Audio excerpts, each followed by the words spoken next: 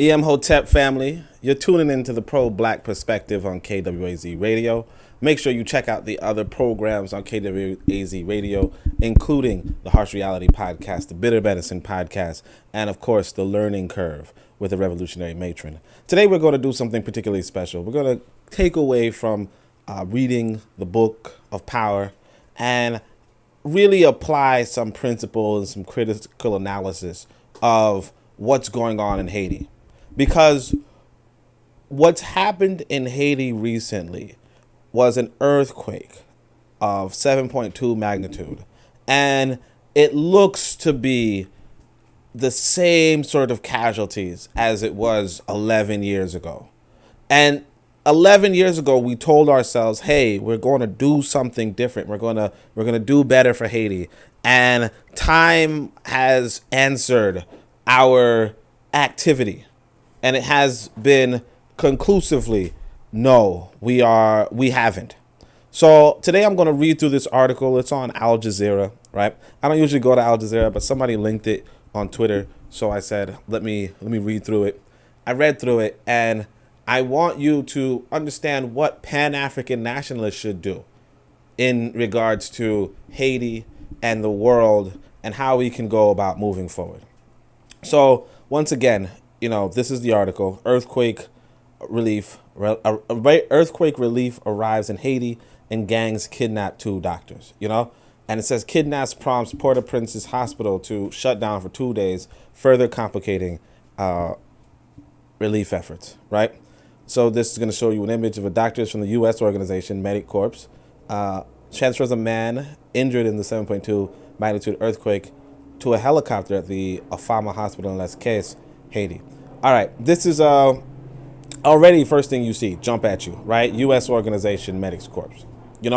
That should be the first thing that jumps at you. And, this is obviously, this is Al Jazeera, so I'm not going to say it's biased in any sort of way towards America, right?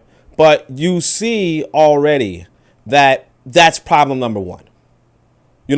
Problem number one is that African people, like what we do right now, I'll tell you what we do right now. We hear about, Cuba's excellent medical service. We hear about Cuba's excellent medical service, and we say, yeah, look at that. Their system works, right? But to this day, we don't talk about any of our African nations in regards to the medical services that they provide. The healing of people is one of the most fundamental pursuits of humankind. It's one of the most fundamental pursuits of living organisms. The body itself heals itself. It's a fundamental attribute of a people. And the fact that we already, to this day, do not have a spectacular reputation in healing, notwithstanding the fact that this is such a fundamental thing to have, right? That's already a problem. America being the face of earthquake relief is already a problem. And, I've told you guys, make sure you guys check out the Harsh Reality Podcast. I'm on that program. D-Web interviewed me for the Harsh Reality Presents, and I'm episode 9. And you can see, and I speak about this, how there's this science, how there's the science is there for us to do, for us to even detect earthquakes. The science is there for us to even detect earthquakes. The science is there for us to do earthquake proofing housing, right? It's been discussed on Twitter that Japan is more prone to earthquakes than Haiti, right? But you wouldn't see any of this that you're seeing in Haiti. You wouldn't see any of this. You wouldn't see it in Japan. You wouldn't see a failed infrastructure. You wouldn't see buildings collapsing on people. You wouldn't see doctors from America rushing in to help these Japanese people because, one, the Japanese people will help themselves. Two, the Japanese people have developed housing to mitigate the damage that earthquakes would do to them. And three, the Japanese would be well aware of an earthquake before it happens. Right now, you have Africans begging to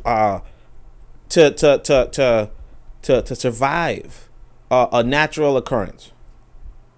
A natural occurrence that other people have put to the side as, oh well, this is just something that happens. So relief for the victims of powerful earthquake and tropical storm began flowing more quickly into Haiti on Thursday, but the Caribbean nation's entrenched poverty, insecurity, and lack of basic infrastructure was still presenting huge challenges to getting food and urgent medical care to all those who need it. You know, and this is a tragedy. Come on, you have to understand what this I'm saying. These people, look at this young boy, right? Young boy, probably younger than me, actually, right? Actually, I don't know. He could be older, but still, you know, these guys, they're not from Haiti. They said, oh, look, a natural disaster happened. We got to get up. We got to put on our pants, you know, get dressed. I got to go to another country. I got to fly over to another country and go help those people. Now, obviously, you know, you might sit back and be like, well, you know, they got a lot of money. You know, they're getting this and oh, you know, they're eating really well. One, I want you to understand, of course, you're going to eat well. If you're coming from another country to go help some other people, you're going to try to eat well while you're with those other people. You know, just because the people there are not eating well don't mean that you have to. You know, you got to get that straight. Now, I'm not defending them. I'm just telling you like it is. If I go to another country and if I'm going to the least of us, right? If I'm going to the least of us, don't mean I got to live like the least of us. Okay? Now, obviously, if you guys know the history of foreign aid and all that, you know that these people some of these people were exploiting the situation. But notwithstanding that, the fact is that some human being decided to get up and go to another country and help them out. And then you as in the human being kept on living your life as you lived it. And not just that, but you have to if you personally will not get up and go where you are needed, right? Then you have to support those who get up and go where they're needed. You know, I actually sent a donation to one of these hospitals. Okay, it might even be this hospital behind me. You know, you can see there's some black staff, so that's good, right? But that's what you have to do. You have to go through and support those people. Now, I'm going to tell you really what Africa needs. I mean, these white folk will tell you right in your face. What we need is, look at this, address the poverty, address the insecurity, and address the lack of basic infrastructure. What we need is a better African leadership in Haiti or across Africa. That's what we need. You know, for those of you who do not know, I'm going to repeat what I said inside the conversation. Make sure you guys follow my Discord. Come on my Discord. I have a Discord. I put up some things all the time. But this is something that you want to know if you didn't know. Maybe I should share I won't even share it. Look, it says one of the richest colonies in the world, Saint Domingue, that was Haiti, was a leader in the production of sugar, coffee, indigo, cacao, and cotton. Haiti's early history is characterized by remarkable economic output. On the eve of the Haitian Revolution, Saint Domingue had become the most lucrative colony on earth. It was the world's top producer of sugar and coffee, and among the global leaders in indigo, cacao, and cotton, which was rising rapidly in importance. Indeed, Saint Domingo, occupying only a small territory, outproduced the entire Spanish Empire in the Americas. 1 in 8 people in France derive their living from the enormous trade, joining France with this small and distant place, 4,800 nautical miles away. So, you know, you look that up. You look up how wealthy Haiti was. Haiti has this ability to produce most of the sugar in the world. Haiti has the ability to produce most of the, let me go back to this list. Cacao. Oh, most of the coffee in the world. It can produce a lot of indigo, cacao, and cotton, right? And they said cotton was rising rapidly in importance. Haiti has that capability, but what I just say, entrenched in poverty, right? Entrenched in bad infrastructure, okay, and insecurity. If we have to understand, you know, you look at the global picture, that you could turn Haiti into this food independent, food abundant, and then trade good abundant nation. If you really focused your intelligence, our collective intelligence, towards developing its economic output. And these are just raw materials. Sure, you could make it into a manufacturing materials. I'm telling you, there's some, like what's going on in Ghana. Ghana has some good leadership, right? Ghana has one factory per district, where, for instance, let's say they have pineapples. They have a district that produces pineapples. That same district, they build a factory there that also produces pineapple juice, marking up the value of it. Same thing you could do with sugar. Same thing you could do with coffee. Same thing you could do with cacao. Same thing you could do with indigo. There are things that you can do as a people, but instead of getting that done, we had this sort of leadership that kind of was managing gangs and then was killed, right? And now Haiti was left without leadership. But it behooves us as Pan-African people to not have a political party on the ground. It behooves us as Pan-African people to not be organizing on the ground and getting the ability to be a contender for the presidency, being a contender for the mayorship, being a contender for the different political parties at play, being a contender even if you do not win, being a voice in the capital, being a voice for, hey, let's increase our sugar production. It behooves us. But I'm going to keep going. Private relief supplies and shipments from the U.S. government and others were arriving in the Southwest Peninsula where the weekend earthquake struck, killing more than 2,100 people.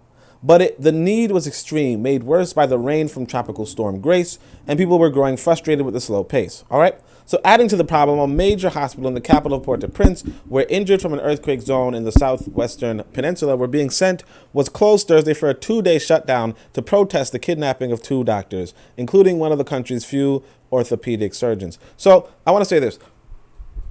Well, actually, let me think. I don't recall. Maybe orthopedic means bone, and that's important. If you guys haven't seen the videos coming from Haiti, people like, you have those concrete buildings falling on you, right? Those buildings are not for earthquakes. You have those concrete buildings falling on you. Whatever it falls on is crushed, is smashed, is broken. A lot of people have lost their lives. A lot of people were injured. It says 2,189, 12,000 were injured, right? That, you need an orthopedic surgeon. And then, of course, you hear this. Somebody kidnaps these people. Now, I don't know if you would protest, but it makes sense, too. Now, here's what I want you to understand, because this is the thing that you're not going to like, okay? The socialists, right? Or not just the socialists, but a lot of people will tell you don't have no leadership. Don't have any leaders. Don't have any government. Don't blah, blah, blah, whatever. Whatever that may be. I want you to understand this, that governments are the ones that protect their citizens from gangs, from kidnappers, from pirates, from bandits, from, what do you call them? Rogues or whatever. From thieves. Governments are the ones that protect you from this stuff, right? You don't want to be anti-government, anti-leadership. That's the thing that you're going to hear from a lot of people. And then this kind of thing happens and your hands are on your feet. Because you see these people right here? These are the masses, the people that you say should rule the country. You don't have any leadership, right? You can't expect them to hunt down these gangbangers or these kidnappers. You don't want them to. You want them to do their subsistence farming if they can. You want them to be in the factories if they can. You want them to be in the fishing if you can. You want them to participate in the economic life of the community, right? You want to facilitate a community so that you want to develop a community so that they can be a part of the economic life of the community. And the government is supposed to protect that economic life. Sometimes people say to themselves, man, the police are just trying to protect property. Yeah. Trying to protect property and livelihood. Yes, you want people to protect the doctors who are working to help the people. You want, if this lady decides to sell her whatever goods are in her bag. Although this is probably a lady not selling goods at the moment, but if suppose she had goods in her bag, right? You want somebody to protect that. You don't want somebody to demand something from her. You don't want her to be molested on her way to work. You don't want her to be killed on her way. You want her to engage in human trades safely and with security. You want the doctor to practice human trades safely and securely. Right? That's what we have to understand. So when we talk about African people getting in leadership into positions of power, we're talking about leadership being empowered to protect the economic activity of the people, whatever that may be, and to direct the economic activity of the people, whatever that may be. You understand? And that's what you have in this world, right? Let's keep going. So the abductions dealt a major blow to attempts to control criminal violence that has threatened disaster responses efforts in Port-au-Prince. So, and that's another thing that makes it complicated too, right? Suppose you had an American come over, right? You had an American come over, and he's an American citizen. Like I just said, you see this little boy, right? This American citizen gets kidnapped and ransomed or whatever, right? Now America has an interest in coming into the country.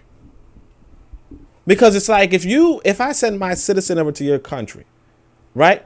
You're supposed to have a security apparatus in place for my citizen to be protected in your country. Okay? If my citizen is not protected in your country, then I'll go over to your country and protect my citizen. Protect my citizens. Protect the businesses that they have. You're causing all sorts of trouble. So, again, I tell you guys, there's this brother, very brilliant brother, named Ptah Htp, and he one time did this tweet that, most of us kind of ignored. But I didn't. I was like, that's some deep stuff, right? And he was saying, look, every kingdom in history was based around the protecting the trade routes, protecting trade routes. You understand? The doctor is not a trade route, but he's a trade. The movement toward the doctor, or the doctor moving towards his hospital, that's a trade route. Let's just say. This is a more advanced economy, but let's just say, right? Every kingdom, every government is supposed to be protecting the trade routes. But that also tells you is this, that the wealth of governments, the wealth of communities depends back on trade. Go back to this idea of Haiti being Haiti was the most lucrative colony on the planet.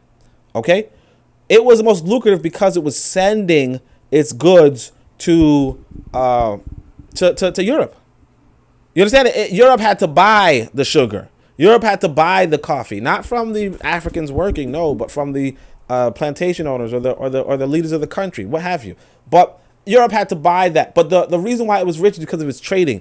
What that also tells you is this, that African people, like when we talk about leading our countries, right? When we talk about leading the lands of our brothers and sisters, right? We're talking about securing trade between the different African countries that exist, right? You want what we have to understand is that Liberia could very rarely produce rice, okay, and Haiti could produce sugar and coffee, right? What that means, and then like I said, Ghana could produce pineapples, what have you. What that means is this: now you want Haiti to produce a lot of sugar and send it to Liberia and send it to Ghana, and in return get either money, obviously, or including get pineapple and get rice. You could build an independent African economy. You could build African wealth if you really just said to yourself, hey, let's work together on this. Let's work together on trading among ourselves. That's how you get wealth. That's how you get wealthy. You understand? Saint Domingue was the most lucrative colony on the planet because it was exporting its goods abroad. So all the wealth of Europe is going towards purchasing coffee and sugar, things that people want. Rice, people want that. Pineapple, people want that. Make it good, pineapple juice, people want that. These are the things you can do. But we have to focus. We have to understand what we have to, like, we have to understand that economic and political, we have to have the economic and political sense to really do what we need to do. Okay? And I already told you guys, I don't have to tell you all. You read some books. I got the books. I got a couple of books for you to read. And you read these and you communicate to other people and say, hey, look, let's cooperate with each other. Let's coordinate with each other on the basis of being adults. Not on the basis of, hey, these people owe me. Or, I want more from other people, or we're not getting enough, or they have all the wealth and we don't have. Don't coordinate on that basis. Don't coordinate on, a lot of our people have self-hate and we got to address the self. No, coordinate on the business of, this country can produce this, and your country this country, I'm going to work in this country and produce this, and you're going to work in that country and produce that, and we're going to work together. You understand? And if anybody from outside wants to get our stuff, they're going to get it at a price that we like. I don't care what you get some sugar. Okay, you want some sugar? Sure. You got to pay per the pound. You understand? And if they say, hey, no, I don't want that, you're like, that's good. I ran out of sugar anyway, because Ghana want it. You know what I'm saying? That pineapple juice was getting sour. They wanted some sugar on that. That's what's going to happen. But that's the kind of but you need that sort of because right now, look at it, I'm gonna tell you this right now. The leadership of Africa, leadership of Haiti, they're all turning to Europe. They're like, hey, can you buy the sugar I got? And they're like, and Haiti's like, look, I'll tell you the truth. I'll tell you the truth right now. In fact, IMF coming along and saying, no, don't make no sugar. Don't make none of that. Don't make no food for yourself. Make me some tobacco. And when you make me tobacco, I'm gonna pay you for nothing. I'm gonna pay you pennies on the dollar. You gonna want it, because don't nobody else want no tobacco. I told everybody, you ain't even talking to nobody else. So you're just going to give me this tobacco for free, and then you're going to wonder why you ain't got nothing. But I got something. I got a tobacco. I'm telling you, look, we have to get our consciousness up. We have to get our consciousness up, and a lot of people are going to tell you, well, woe is me, and oh my gosh, I can't, I'm not going to be one of those people to tell you woe is me. Ain't no woe is you. I see the potential in our people. And because I see the potential, I want you to see the potential. And when you and I see the potential and we working together, now again, remember, like I said, working together. I didn't say, talking together. I said working together. When we working together, when that potential is realized, right? Then our people are going to live in abundance. And it could be done. You see these women right here? Beautiful women, right? They could be lavished and luxurious. They could be well fed and comfortable and well read and established. One of the things I didn't even put this in, they said apparently Haiti had like one of the 3 scientific societies on the planet once upon a time. I didn't know that. I didn't really look into it either. I was just looking for, trying to figure out, because I remember seeing the percentage of wealth that France derived from Haiti, and I was trying to find that, and I just saw that science thing, and I was like, that's interesting. I had no idea. But the reality is that when you have abundance, when you can develop wealth, and of course that science society probably wasn't black, but the point is that if you can manage something to the point where you can have abundance of wealth, and that doesn't mean that, you do this slavery, this colony thing. I'm not saying that. You could still have abundance of wealth just by selling at a good, like selling to people who want. That's the basic law of economy. I put that in my book too. That's the basic law of economics. You just sell to people who want something. If somebody wants sugar, then you just sell it to them. And then you got wealth. You can do whatever you want with that. If people are living with an excess, with abundance, you can have something. But we're going to continue, right? I want you to understand this. So the abduction dealt a major blow to, so Haiti's Civil Protection Agency late Wednesday raised the number of deaths from the earthquake to 12,189 and said 12,268 people were injured. An estimated 300 people are still missing, said Serge Cherry, head of civil defense for the southern province, which includes Les Cass. So, but I mean, I want you guys to I want you to like, don't just look at this number. These are people. These are human beings dead in an instant because of governmental neglect. Over a decade. Over a decade of governmental neglect. These are people who died for nothing. These people died because we have not, as an African people, really said to ourselves, let's go and develop these countries of ours. Let's go be free people. Let's go be adults. We spent the last decade arguing with each other, well, I think I should get some reparations. You know? Or I think I should, we still only have 2% of the wealth. Or how can we be 12% of the population?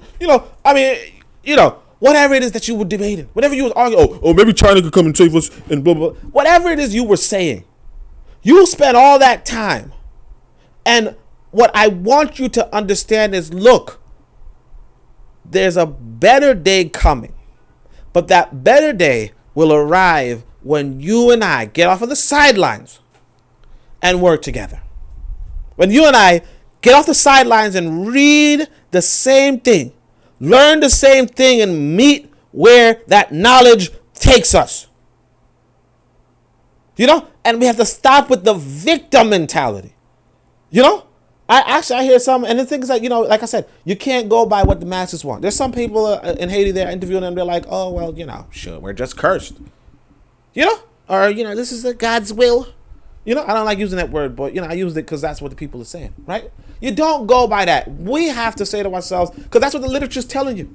This is, the white man has defeated our country and he destroyed our country, or, America won't allow us to have any good leaders, anything like that. Don't even believe that. Say to yourself, I want our people to trade among ourselves. I want our people to do business among ourselves. I want our people to develop wealth for our people. And then you make it happen. You see what I'm saying? You make it happen. So at Camp Patton, residents receive food from the World Program. So yeah, she's just receiving food. You understand?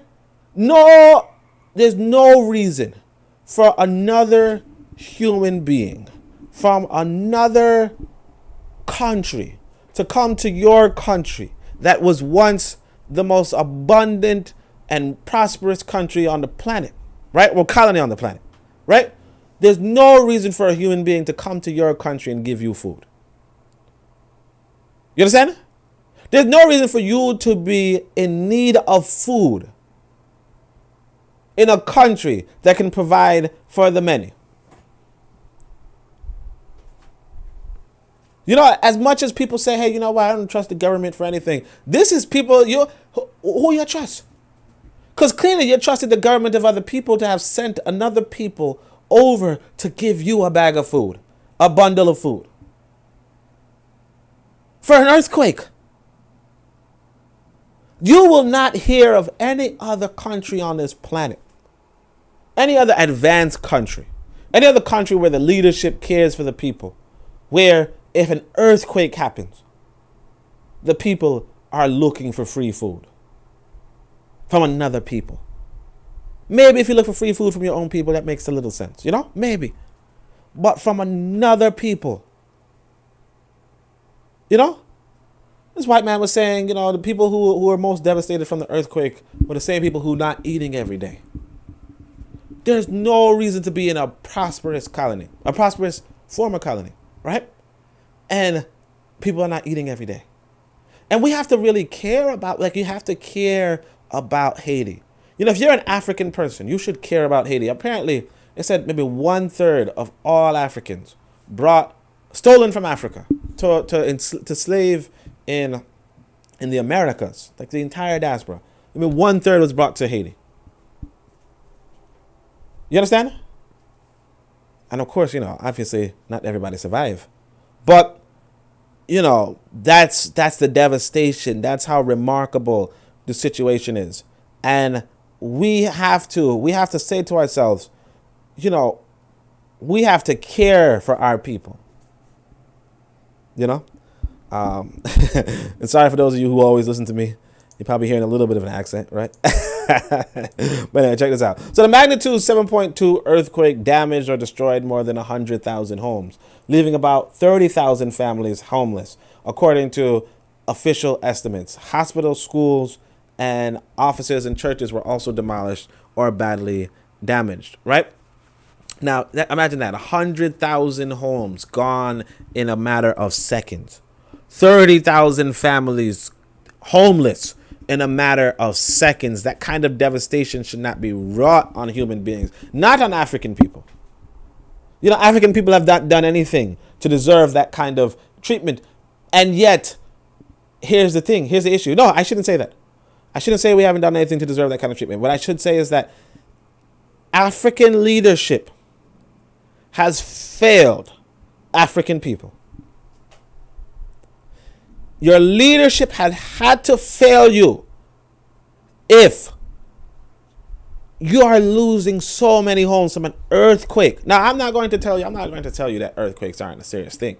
You know, magnitude 7.2 is actually a high magnitude, right? I'm not going to tell you that earthquakes aren't a serious thing. You know, I think what it is, I was listening to a Jamaican earlier.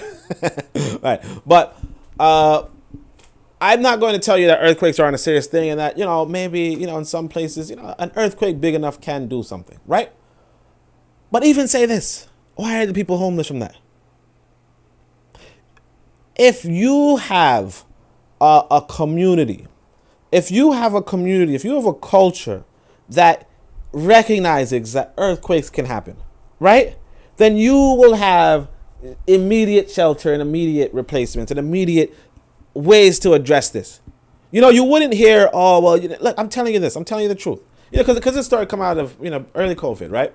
It was China was in need of a hospital. So they built some big hospital in like 2 days or something like that. 3 days they built a big hospital, right? What I'm saying is this, that if there were some sort of catastrophe in another modernized country and they cared about their people, and it was an area where they cared about their people, it will be repaired by the time we're talking about it. We'll be talking about the repairs. When you see what's going on in Haiti, there's no repairs going on. The homes that collapsed, there's no repairs going on. The people that are missing, there's nobody. There people are searching for them, but maybe a handful of people. It's unreasonable. It's unreasonable. Now, obviously, you can make an excuse and be like, well, you know, Haiti's president was just killed. You know, why would you can't put it on the leadership for the response, you know, after the man's dead. Of course. You know, that's all right. You know, not to say that he would have done anything differently, but you can't go by that. But here's the issue. Haiti doesn't have a leader. But if you care about your people, right, why are you not funding and financing a powerful and respectable political party in the country of Haiti? You know, everybody else has these. Always we're talking about some small issue. You should have black people should have a political party par excellence in Haiti. Even if it don't win. But that same political party should have a budget and a donation that rivals the one that America gives its candidates. It should have a budget and donations that rivals the one that Russia gives its candidates. You know, if you guys heard, and you should go here, listen to me. I'm talking on Ile-Eko Olomuwabi, right? I should look it up, but I won't. Because I don't want to change pages, right? But I'm talking on this program, and we're talking about Marcus Garvey. Marcus Garvey is trying to help out Liberia. He's trying to get some land in Liberia, and Liberia is like, sure, you can get this land, you just got to buy it. You know, if you buy it at a premium, if you buy it at a big premium, you could get this land. You know, basically they're saying they need some financing for their government, and they're asking America, and America's telling them one thing. They're asking England, and England's telling them one thing. They're asking France, and France is telling them one thing. And, you know, the thing you got to look at, you know, make sure you get this book. In fact, either get the Book of Power, you know, authored by myself, right? Or get Philosophy of the Opinions of Marcus Garvey. I'd actually advise you get both. But they both have this letter inside of it. And in this letter, Haiti in this letter, black people, the librarian, the officer of the UNIA, right? So the UNIA secretary in charge or whatever is studying Liberia and seeing where they can get in and fit in. And he said He details, in fact, he shows what the Americans were offering Liberia for money. And he was like, this is the most disturbing, and this is no country would sign this. You know, it's so disrespectful. It was the Americans basically saying that they would rule Liberia by proxy, because there was nothing that the Liberian government could purchase, or they couldn't spend their money without running it through the Americans, right? And he was like, that's just like, it was just a complete taking away of the sovereignty of Liberia. But, and this is what the gentleman Eli Garcia, who was, by the way, Haitian, right? But Eli Garcia says, the one thing it shows you, though, is that the American government understood that the Haitian leadership, the Liberian leadership and the Liberian elite were not good with money. So they made sure to spend the money themselves, right? But the main thing you have to take away from that is that the Liberian government was looking to work with the UNIA. The UNIA is just an organization. They were looking to work with an organization because that organization was bringing capital. What that means to you is this, that these countries around the world, they are looking to engage and negotiate with anybody. In fact, I think it behooves us to really mention right now that many of the countries of this world, many of the colonies of this world, started out as corporations, started off as companies, as business, as trading companies. Okay? Like I just told you, Haiti was one of the richest colonies. It was a trading company. It was a company that came to Haiti to grow sugar and coffee and what have you, and send it to Europe for money. The basis of these countries and colonies, that the colonies that we call countries now, the basis of them were to just grow crops, grow primary resources, right? Grow the primary sector and sell it to the Europeans. When you understand that that's what it is, you realize that, hey, you know what? There's a way to develop our own economies. There's a way to develop our own economies. We just we take the model of developing the primary sector. If you guys don't know the three sector idea, I'll tell you quickly. Primary sector is is resources, natural resources. Secondary sector is industry, manufacturing, so on and so forth. And tertiary sector is human services. Okay? The thing is this. Wazungu wanted to develop the secondary sector in his countries, okay? And he got the primary sector from your countries. And to this day, when he does these IMF trades and all that kind of stuff, what he's doing is he's developing the primary sector in your country, or he's undercutting you with the primary sector in your country. He's not going to develop the secondary sector in your country because it doesn't fit his economic model of having the secondary sector either in his country or in another country. Like I just said, Japan, secondary sector is probably in Japan, or it's going to be in Finland, or it's going to be in another country. Now he's working on the tertiary sector and the quaternary sector and the quintary sector, right? That those two are more advanced. Make sure you go look up these three sector model, and maybe possibly if you're in the comments section, you look at the comments section, I might put it up. Okay, stay tuned. But either way, I want you to grasp that these communities were developed as economics, as companies and colonies, and basically what it tells you is this: that if you're trying to do some nation building, some colonization, what you're doing, realistically speaking, is you're forming these trading companies. You're forming this trade. You're integrating your country into a Pan-African economy, where yes, you'll have the primary sector, and you won't undercut your people in the primary sector, but you'll also have the secondary, tertiary, and so on and so forth. We can develop as a people if we just pay attention and work together. This tragedy that happened, because I'm telling you, I was conscious in the last one. You know what I mean?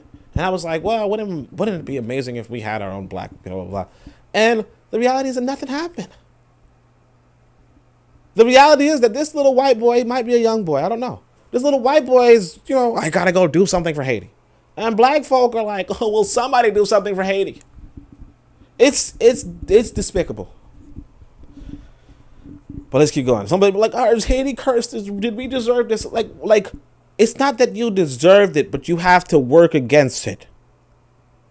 You can't, it's not that we deserved it, it's that we have to work against it. Some things go by scientific law. If you do not prepare for a disaster and you do not have an economy such that a disaster relief is ready, then you will be devastated by an earthquake. If you're living in buildings that are better for places that do not have earthquakes, then you will be in trouble when an earthquake hits. It's like if you're in a home that does not have a tornado room and a tornado hits, if you're in a room that doesn't have a tornado shelter, or if you're in a house that doesn't have a tornado shelter and a tornado hits, you are in trouble. It's not that you deserved it. It's just that there are scientific laws at place. There are scientific phenomena at place. The earth is a living organism. And it does things that you can observe and predict, but it does things that can have catastrophic effects on the life on the planet if that life does not respond accordingly. It's not that the life there deserves it. But you as human beings, masters of adaptability, have to take into your own hands that future. And if you do not, yes, there may be suffering. So the U.S. has deployed several heavy lift helicopters. U.S., okay? Not that's not Nigeria. That's not Ghana. That's not Jamaica. That's not Trinidad. That's not Togo. That's the U.S. has deployed several heavy lift helicopters and other aircraft to move relief supplies and personnel to the disaster zone, and has dispatched the USS Arlington to provide additional transportation and medical capabilities. Major General Hank Taylor told reporters at the Pentagon, right? And that's not to say that other people aren't helping. Obviously this is biased towards America, I suppose, right? I don't know Al Jazeera, never really been on it. I just saw this for the first time. I didn't ever even click their stuff, honestly, but I decided to. I read this one and I said, let me read it for you guys too, right? One of the U.S. helicopters landed Thursday in Les Case with equipment, medicine, and volunteers, including some from the aid group Samaritan's Purse. Samaritan's Purse. We could talk all this stuff about Christianity. We could talk all this stuff about Christianity, but then they come through.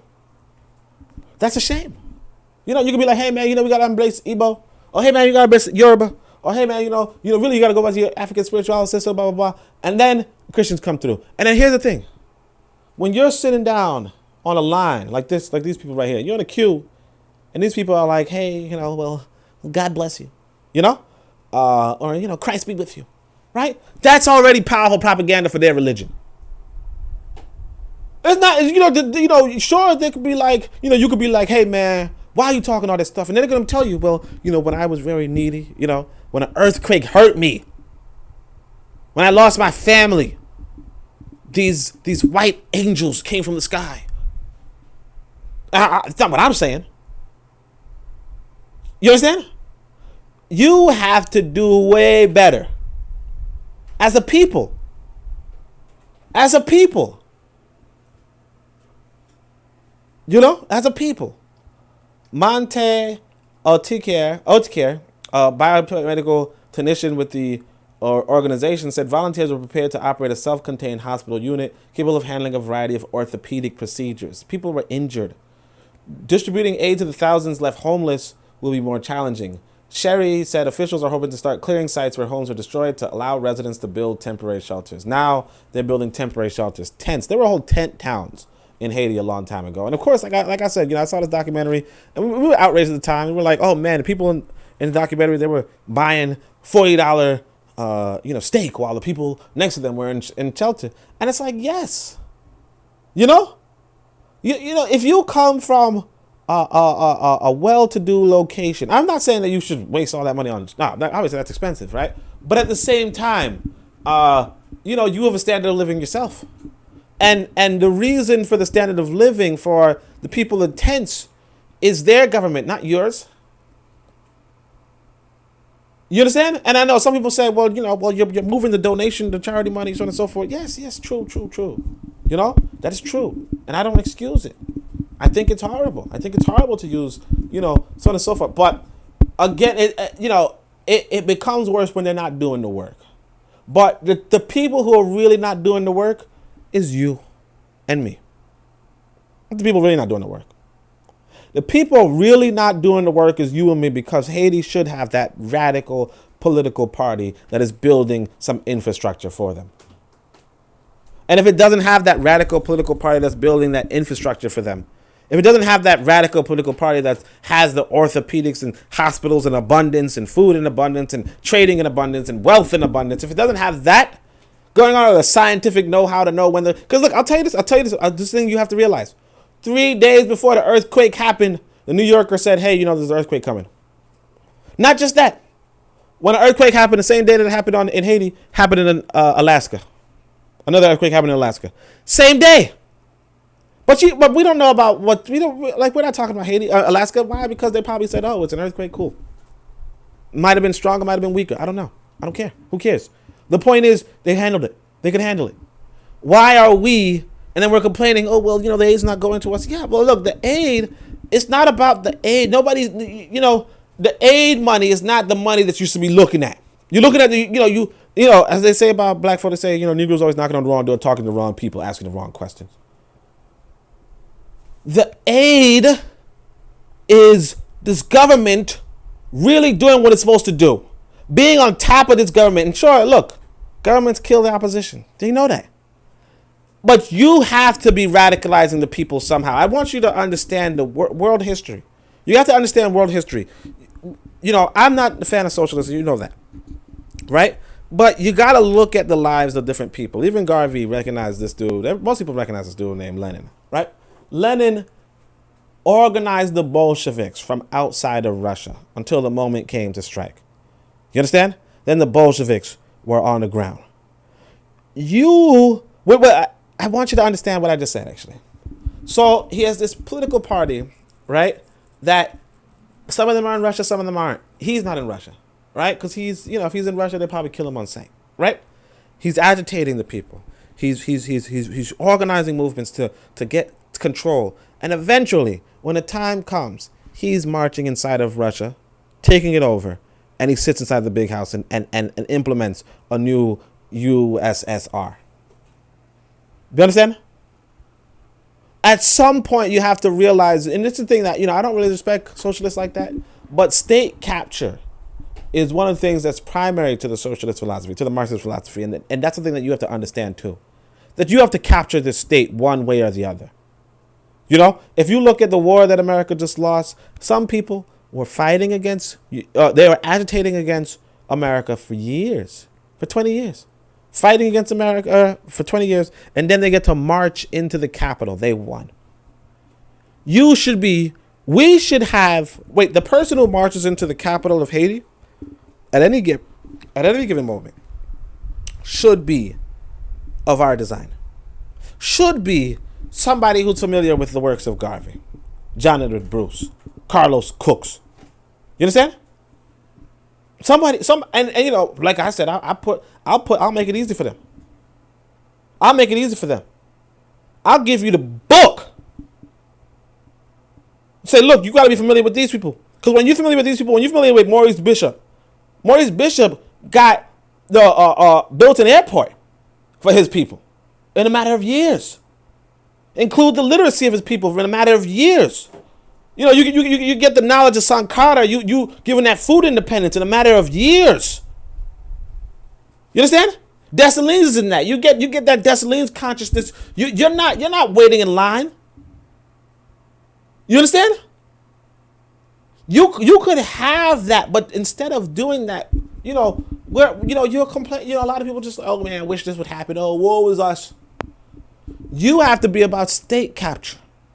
If some ragtag group, no disrespect to them, but if some ragtag group can just capture a whole country of 40 million people, that's how big Afghanistan was, 40 million people. right? And capture the city of Kabul, 4 million people, right? If some ragtag group can do that and take it from the United States after, years of fighting, of course. But if they can do that, why can't you do that in Haiti? Oh, well, we're right next door. Oh my gosh, America, blah, blah, blah. But you're not even agitating. I could say that a lot of these people on this line, I'm not going to speak for everybody. A lot of these people on this line are not familiar with the work that we're working on. The Pan-African narrative that we want to push. And of course, hey, look, Oni, you're not that important, right? If you think that, that's fine, right? If you think that, that's fine. But if you are very serious about working towards the economic liberation of our people, working towards the political liberation of our people, then you want even these people to have a consciousness towards, what I want from my government? I want us to develop the sugar plantations or the sugar farms, right? Plantation has a negative connotation, but it's the same thing, right? I want us to develop the sugar production. I want us to develop the coffee production. I want us to develop the food production. I want us to develop the pig production. I want us to develop the mineral production. I want us to develop the production of our country. I want the leadership to stand in front of me and tell me, hey, look, this is what we should be doing this season. And then I'll obey. I'll do it, with compensation, with good compensation, right? And I'll know where I want to sell it. I want to sell it to the good people. I call them Ancobia. Call the good people Ancobia. The good Ancobia in Ghana. The good Ancobia in Togo. I want to engage the other people of that positive, forward-thinking mentality. And I'm telling you, you'll be rich overnight. You'll be wealthy overnight. And you won't be waiting for aid. But we're going to continue, right? Distributing aid to thousands, so on and so forth. Chevy, temporary shelters. Easier to distribute aid. And if people are living at their addresses rather than in tents, right? So it's easier to deliver aid if the people are living in addresses than in tents. And I'm telling you, in other countries, you have an earthquake and the world just shakes for 2 seconds and everything goes back to what it was. I mean, I experienced an earthquake, but it was a small earthquake. And, I'm telling you, it's kind of, it's like, whoa, I'm not gonna cap. That ain't someplace we want to be. But at least the house ain't fall on me. You understand? And luckily, I'm not in an earthquake-prone town. But if I were, because I'm in a wealthier white, a white nation, as you say, in a sense, maybe the earthquake would just, I would be in that kind of architecture, whatever, right? Of course, if you're in a more affluent neighborhood, all the same, that's what it is. You could have the affluence. You could have the development. You could have the engineers in Africa building homes and selling homes to Haiti. You could have that government who says, you know what, everybody in Haiti is going to have this home. And we're going to put all our money towards getting these good homes so that this never happens again. You don't have that, though. You won't have that. What you'll have is some leader come in and, help out all these foreigners and help out all these people, and we're going to go along with it. We're going to complain from the side, oh, no, Haiti's so bad, and blah, blah, blah. That.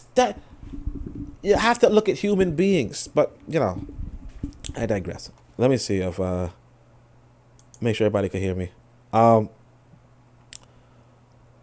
So let's keep going. Tensions over the slow distribution of aid have become increasingly evident in the area hit hardest by Saturday's earthquake. At the small airport in the southwestern town of Les Cayes, people thronged the perimeter fence Wednesday as aid was loaded into trucks and police fired warning shots to disperse a crowd of young men. So basically, they're distributing aid, and people are at the airport. Oh, give me some aid! I want something. I'm starving. And the thing is, yes, you're gonna be hungry. But that's what I'm saying. Look here. I want you to understand this. An earthquake does not stop you from does not stop you from farming. An earthquake does not disrupt your crops. If you are starving after an earthquake, it's partly because you never had an economy. You had never had a well again, if you're getting food from grocery store or what have you, then sure, if the grocery store fall down, you probably won't get no food, right? But you have to understand that there's no reason, if you are a self-sufficient people, that that same food that was going to go to that grocery store will be outside of the grocery store and available. You know? That you'll just have market stands or something. But it would still be available, still be delivered. What happened was, right?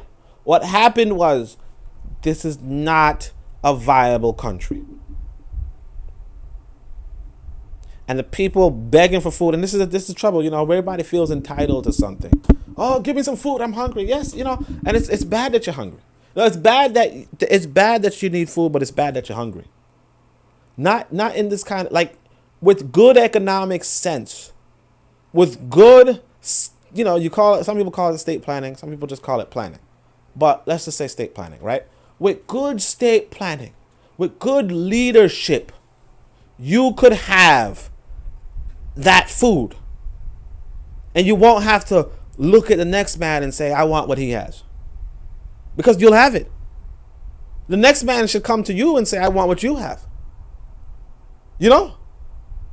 And of course, people are going to be on the relief aid to be like, why are you guys eating better than anybody else? Because nobody wants to go and live like the way how we are somehow managing ourselves to live. You know? Can you imagine? Let's say me, I'm not necessarily, you know, affluent or nothing, but imagine me going to another country and the food is scarce. And I have to, in order to feed myself and my child, I have to wait outside of a fence and demand that I get some free food. You know? And the thing is this, that remember this. These are our people. These are our brothers and sisters. These are us, but in a different circumstance. And that circumstance shouldn't be if we can direct our own selves. And we can. If like I said, if some cave dwelling, you know, people can direct themselves, you can too. People have been directing themselves for centuries, for millennia. If they can direct themselves for centuries, for millennia, why can you not? And again, I come back to your role in all this. There is no radical political. I can only think of two major political parties. And they're in South Africa. You know, EFF, BLF. We should have a global Pan-African political party across the world. Okay? We should have like I said, the Ankovia. Let's say Ankovia. We should have the Ankovia party across the world. Just like how the Bolsheviks were across the world, but they focus on Russia. But all the same, you want this political party, this political economic theory, and say, you know, when we come to power, we will engage the other people across the globe and say, I have something for you. I have what you want. But instead, what we do is we allow these Americans and, you know, all the French and whomever, we allow them to direct the course of our lives. And we're all the weaker for it. And again, you know, you might say, well, yeah, America has this. No, because look, China could come in anywhere at once. Why? Because China said, look, I have some good leadership. I'll have some good leadership right now. I'll turn to myself. I'll turn to my people. Because look, again, you don't even have to trade with another country if you want to be self-dependent. If you are living in abundance, you don't even have to trade with another country, really. China doesn't have to trade with anybody to get where it's at. It helps. You could get OPM, you know, OPM, other people's money.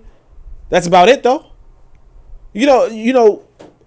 And here's the thing too. I want you to point it out. I gave this example in the I want you to go check out the Harsh Reality podcast.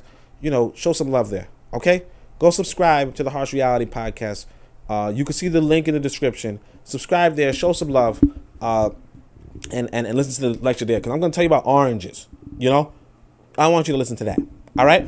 But angry crowds, let's keep going, also amassed at collapsed buildings in the city, demanding tarps to create temporary shelters after Grace's heavy rain. So I'm saying, like again, you know, now we're demanding tarps. Now, maybe that's the language that they're using. But obviously the people are not passive about it. They're not, oh, well, you know, well, if you have tarps, you know, or not, you know, go do what you got to do. No, they're saying, give us the tarps. You know, it's raining. We want that stuff. Don't pass us over. You know, you're going to see that they actually blockade the road. Don't pass us over. We want stuff too. But it's like, You're supposed to demand that of your government. You're supposed to demand that of the Pan-African community. You're not supposed to demand that of the volunteers coming into your city that have no damn business in your country anyway. International aid workers said hospitals in the worst hit areas are mostly incapacitated, requiring many to be moved to the capital for treatment. But reaching Port-au-Prince from the southwest is difficult under normal circumstances because of poor roads and gangs along the routes. What I tell you about trade routes? Poor roads. You know, the kingdoms used to develop the roads and watch the roads, keep the merchants on the roads, provide knights and so on and so forth to protect the roads, knights and mercenaries to protect the roads. Trading was the most important thing, you know. Trading was a hugely important thing in human history, and I can't stress that enough. But what he's saying is that the roads were not even developed. The infrastructure for even moving people wasn't developed, and gangs are running the street. Why? Because, and what are gangs? Gangs are a natural thing in the history of humanity. They're a natural thing that governments come against. You know, there's this song or this video. Yeah, it's a video. It's like a funny schoolhouse rock pun or whatever, and it's based off of this line by this guy named St. Augustine. And St. Augustine is saying that there's this pirate that was captured by some Roman emperor, and basically, long story short, the Roman Empire is telling the pirate to stop whatever he's doing, and the pirate says, "Hey, why are you trying to stop me? I'm doing the same thing you are." You know, it's just that I do it with a ship and you do it with a fleet. You know, and St. Augustine is like, yeah, pirates and emperors are really the same thing. You know, and particularly in Wazungu's culture. But the point is that gangsters are like the same thing as government. The gangsters are failed governments, are basically the product of failed government. Basically, government fights gangs, just the same way emperors fight pirates. Okay, the government has the pirate has a crew, you know, a crew in a boat or whatever, and the gang has a crew, you know, maybe a car, a few vehicles, or whatever, and the government has an army. You understand? The government has a fleet. Emperor has a fleet. That's all. But, you know, one of them protects the trade routes, and the other one attacks the trade routes. And so one of them protects the trade routes from the people attacking the trade routes. But the thing that you have to understand is that when the government has failed, the gangs run wild. Because the entity that's in place in human history, right? The entity that's in place to resist them is not resisting them. What does that tell you? Tells you, and that tells you this. I want you to understand this. That tells you that it doesn't matter what kind of political ideology you have. We're talking about human anthropology at this point. It doesn't matter what anthropology you have. What matters is what force you control, what force you command, what power you have. You understand? If you want to be ahead of other people, you have to be about that power. You can't just say, well, I don't think the gang should operate. You know, one of the comments I saw, in fact, was something along the lines of a gang member should be dead. How are you going to get them dead? How are they going to die? A gang member should die. How are they going to die? Unless somebody goes and kills them, how are they going to die? You understand? Because you got to look at these people. They're hungry. See this? They're hungry. But look, see this? This is a man. This is a man. And so what happens is this. In fact, you can actually see his arm. He's kind of muscular. If you pay attention, he's kind of muscular. You know, the dude could do some damage in a fight. And he knows this. And here's the thing you want to understand about human beings, right? Something you should understand about anybody. If they don't eat long enough, they will die. They will no longer be on this earth. They will die, and there will be nothing left about them. Their life will be gone. Some people do not want to die. Some people do not want to die without putting up a fight. And by putting up a fight, sometimes that will mean fighting other people. Unfortunately. So this gentleman, and I look, no disrespect to this brother. You know, if he's watching this podcast, no disrespect to you, brother. I'm just talking about your shape right now. This brother, if he's hungry and she's eating, right? And he's hungry and she's eating, and he's hungry and she's eating, he might attack her. Over time, he might organize with other dudes and say, we got to go get something to eat. If somebody's eating, we at least have to go and eat. Just the human beings, just anthropology. You starve a dog, you starve an animal, and we're animals, remember that, humans are animals. You starve something, it may go and eat something else. Whatever that may be. That's life. Deal with it. So even with the supposed gang truce following the earthquake, kidnapping remains a threat, underscored by the seizure of the 2 doctors working at the private Bernard Mez Hospital in Port-au-Prince, where about 50 quake victims were being treated. Like I said, even if she's not hungry, she has family in America, right? Kidnap her. Say, look, your family's going to send us some money. You understand? Or check this out. This white boy right here. Let me go back to this white boy. This white boy is like, you know what? I really want a young thing. I want a child. They kidnap a child. Give it to him. He pays them. Or this white boy says, we really need some livers back in America.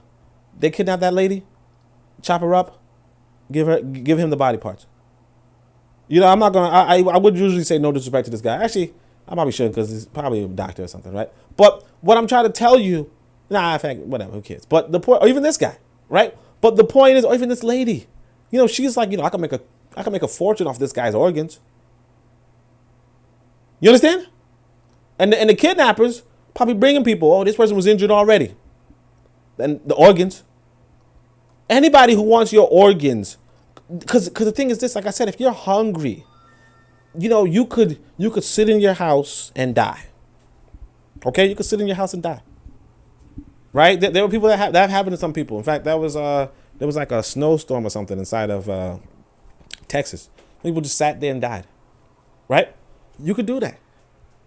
Or you could continue living by any means necessary. Even if that means harming these people who look like you and talk like you and act like you, even if it means that.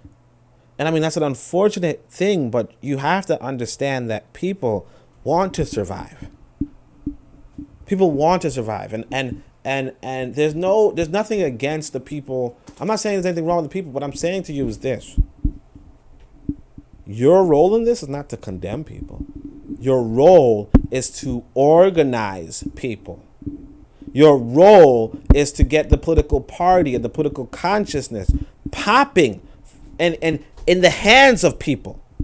Your role is that this gentleman over here is handing out pamphlets and has that political consciousness where he says, hey, you know what? If we really do work together, if we really do put our hands in this soil, all of us could eat well. That's your role. You're just sitting back, oh man, I can't believe he would sell this woman's organs. You're not understanding what's going on. You're not understanding that these Americans are coming inside with any kind of reign, can do anything they want. This young lady, or maybe this is a young lady right here, right? This young lady could be demanding some aid and she really wants food and this white boy really has food. And he's like, well, look, if you want some food, you got to do X, Y, Z. And she'll do it. So nobody want to starve for dignity? Dignified starving? I mean, look, some people say, look, I want to dignify. If you want to dignify starving and die, then that's on you. Not everybody has that idea. Right? And and the thing is this, the way how Wazungu has a lot of people's minds, a lot of people will not go along with that. The way how their minds are, the way how they fear death. We talk about that in the Harsh Reality podcast. Yeah. That's going to make you manipulable. But look at this right here. Another problem emerged in the earthquake-damaged southern province where national police said villagers put up barricades on the roads to prevent aid from getting through, arguing that they need help too. See, as much as you may condemn gangsters and all that kind of stuff and people for kidnapping because they so and so forth, you're like, it's an emergency, and they're like, oh, why would you do something in an emergency? They are blockading the road saying, no, don't go past our community, come to our community. And so the police, like I said, they have to protect the trade. They say, for those people who are blocking roads at their leisure to stop aid from getting through to the people, you need to wait until the aid comes to you. You see? Said National Police spokeswoman Mary Michelle Verrier, She said special police units would escort aid shipments. Verrier also said 22 prisoners had escaped from Las Cayes jail after the earthquake. So people who were prisoners, they escaped. And of course they escaped. Why would they be sitting down in a class building? But, especially people in prison don't want to be there. You know that. But anyway, but then again, are they escaping for crime, or are they escaping, just to survive? Because who's bringing food to them? Prime Minister Ariel Henry said Wednesday that his administration will try not to repeat history on the mismanagement and coordination of aid, a reference to the country's devastating 2010 earthquake, when the government and international partners struggled to channel help to the needy amid the widespread destruction and misery. He's like, we'll try not to repeat it, but you're clearly repeating it. Because the thing is that it should be, there's an earthquake in Haiti. Well, at least they managed it better than last time. Today, it's like, well, they're trying to manage it better than last time, but 2,000 people have lost their lives. 100,000 people have lost their homes. 30,000 families lost their homes. 500 people are missing. That's not what it should be. Henry said Saturday's quake has left the country on its knees. Why is the country on its knees from an earthquake? Earthquakes happen in a matter of seconds. Why is a country collapsing in a matter of seconds? This should not make any sense to anybody. It should not make any sense to anybody. If you were flourishing and then in a matter of seconds you were on your knees, then you were never flourishing, clearly. You were never not on your knees, clearly.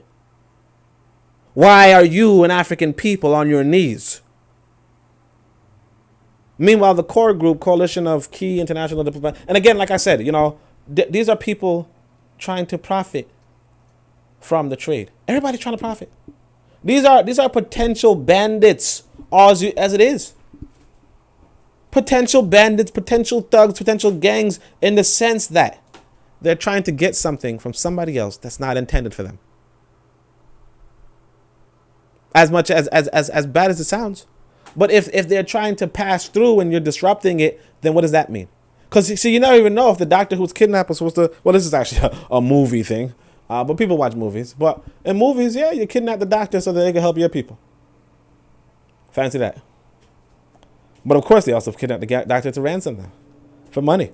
So that you don't have to wait in line. So that you can go and buy your food. Why are so many people? Why is the country on its knees? Meanwhile, the core group, a coalition of key international diplomats from the U.S. and other nations that monitors Haiti, said in a statement that its members are resolutely committed to working alongside national and local authorities to ensure that impacted people and areas receive adequate assistance as soon as possible. While some officials have suggested an end to the search phase so that the heavy machinery can clear the rubble, Henry appears unwilling to move to that stage. Some of our citizens are still under the debris. We have teams of foreigners and Haitians working on it, he said. So they're talking about missing people. He also appealed for unity. We have to put our heads together to rebuild Haiti, Henry said. The country is physically and mentally destroyed. Look at this. They're saying, look at this. I want you to understand this. I didn't even know this was the last sentence, but it's a good sentence. Listen to me. Let me make sure you guys can see this, actually. Let me make sure you can see it. Yeah, you can see it. Good. So we have to put our heads together to rebuild Haiti. The country is physically and mentally destroyed. African people want you. They want you to put your heads together, but if your head isn't right, and a bunch of other people are going to put your heads together and nothing good is going to come from it. So I want you to understand that there's a need, a necessity for you to become better informed and to form with us a political party across the continent, across the diaspora, that enacts and rebuilds the nations that we have today, that invigorates and rejuvenates the trade and the potential of our people, that we will not ever be on our knees again. You can do this. All I'm going to tell you right now at this point, join the Discord, right? And read the literature. Not just my literature, but the literature that I recommend. Again, I told you there's 13 books. Every African person who is willing to accomplish a new destiny for our people, there are 13 books that you should go out and read. All right? When you get those 13 books, when you read those 13 books, then when Haiti is like it's asking now, come, put our heads together. We need to put our heads together. When everybody has their head down, you put your head high and you say, look here, this is what we need to do. You might say it in Creole, but you say, this is how it's going to be. And when you and those we empower to lead these countries come through, we will have it said that the most lucrative country in the Western Hemisphere, or the most lucrative countries on the planet, are black. The most industrial, the most productive planets on the countries on the planet are black, and they're working together. And the African race, once again, will be that powerful people, the powerful people that we were meant to be. Thank you, everybody, for listening. I know it was a little bit long. I drew on a little longer, but thank you for listening. And of course, as always, Shem Hotep, Uncle Ja, Seneb Neb, Amen, Ma'at, Dua Necha.